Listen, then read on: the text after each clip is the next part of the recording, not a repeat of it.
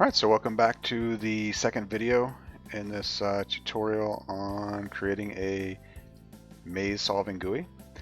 Before we actually get started solving the real problem, which is the GUI for solving mazes, we need to talk about how we use JFrames in Java. So a JFrame is like we have a window, right? That's composed of a frame with stuff inside of it. So yeah, we're going to start off by just making a JFrame. And then we'll put a button in it that should close the window. So that'll be what we do in this first video here. So let's go ahead and get started. We have a maze GUI class. This is what I'm going to make my frame in. We'll actually do this slightly differently in a future video, but for this video I just want to introduce the JFrame itself. So to make a JFrame, we just create a new JFrame. I'm just going to call it frame. And the constructor for a JFrame takes in the title of the window, so I'm just going to call this maze solver. Now you'll notice that we have a JFrame here. We need to import that, so we'll import JFrame. Yeah. Now for our frame here, we're going to start by a couple things we have to do. We need to we're going to do frame.set preferred size. So set preferred size takes in what's called a dimension. So we're going to say a new dimension, and we give it 800 by 600. Of course, now it's going to say I don't know what a dimension is, so we're going to quick fix that, and we're going to import the dimension library. All right. We also need to tell the frame what to do when we close it, so default close operation. And so for this, we'll just say JFrame dot exit on close. And then finally, we need to tell the frame that it needs to be visible. So we'll say set visible to true. All right. So at this point, if we compile this and run it, we should see a frame pop up with a title maze solver. So let's find out.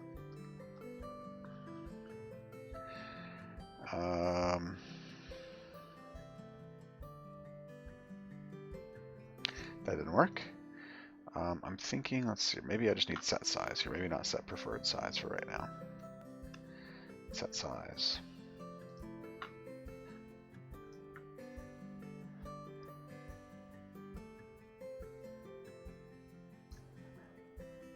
And there we go. Cool. So now we have a window. There's nothing in, of course, but it's 800 by 600. And so there we go. So we have a window. So now we want to add some stuff to our window. So I'm just going to start by adding a button. Now in order to do this, we're going to have to do a couple more things.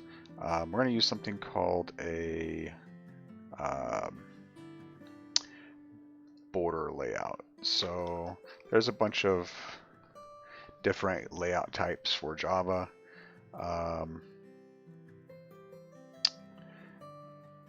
If we go to the layout manager, let's see here. Well, I'm just going to go to the first one, border layout right here, so we can see what it looks like and then go from there. So the idea here is when we have a program, we can tell it where to put things. So this is very similar to how a traditional application might look, where we have like a menu bar up top, stuff in the middle, and then stuff at the bottom.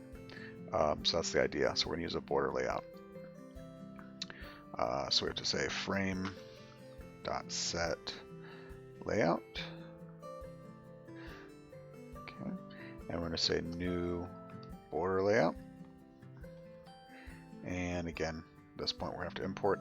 Now this import is a little bit different because it doesn't know what I'm talking about. So we're actually going to have to say Java. We're going to have to do the import ourselves. We'll say import java.awt.border layout. And once I get to that point, for some reason, Visual Studio Code suddenly knows, oh yeah, I know what you're talking about now. I don't know why. Okay, so our frame is going to have that layout. Now at this point, in order to make sure that we get everything working, well actually, I'll fix that in a second. The set size here isn't correct. We'll fix that in a second. But I'm going to go ahead and make a button. And so the way we make a button is it's called a JButton. I'm just going to call it button equals new JButton. And on here you just give it the text. So and put on here. We have a quit button here. Okay. Again, go to import. All right. And now we have to add our button to our frame. So we'll say frame.add button, and we have to tell it where to add. So I'm going to tell it to add at the bottom of my window. So I'm going to say south. And then we have to tell the frame to draw itself. So I'm going to say frame, or to, I'm sorry, we need to tell the frame basically to put everything where it goes and resize itself. So that's what this is doing, frame.pack. So now, compile and run it. And again, when we run this, we should see a window, but now it's going to have a button that says quit. Of course, that button doesn't do anything, and our window is no longer the right size. So to make sure that so remember, pack, what it does is it puts everything where it thinks it should go and resizes accordingly. So now this set size no longer really serves a purpose. Now we have to tell it, you know, for this frame, we actually want it to be this dimension, 800 by 600. Okay, if at all possible. It's still going to be resizable, but the idea is the default size will be what it's saying. So now if we run this, we should see, there we go. So now we have this nice window. There's a quit button at the bottom. Of course, the quit button doesn't do anything yet. Close this. So now we want to tell our button what to do. So to do this, we're going to add something called an action event listener. So say button.add action listener. Okay. Now for this, we're going to use what's called an anonymous class.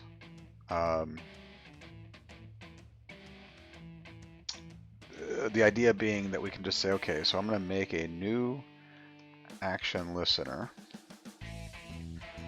Right? And in line right here, we're going to go ahead and just put the code. Now there's a couple things we can see we have errors, so I'm going to do a quick fix. So we have to import. Okay. And then action listener is actually an interface. And so we have to implement a particular method inside, and that method is called action performed. So we have to basically tell it what to do. So I'm just going to say system.out.println exit clicked, right. Or a quit clicked. I'm sorry, not exit. Quit clicked. All right. So now if we compile this and we run it, then now if I click this quit, notice down here we get quit clicked. Right, so now we have a button that does something. To make it actually quit, I'm going to tell it system.exit and pass in 0.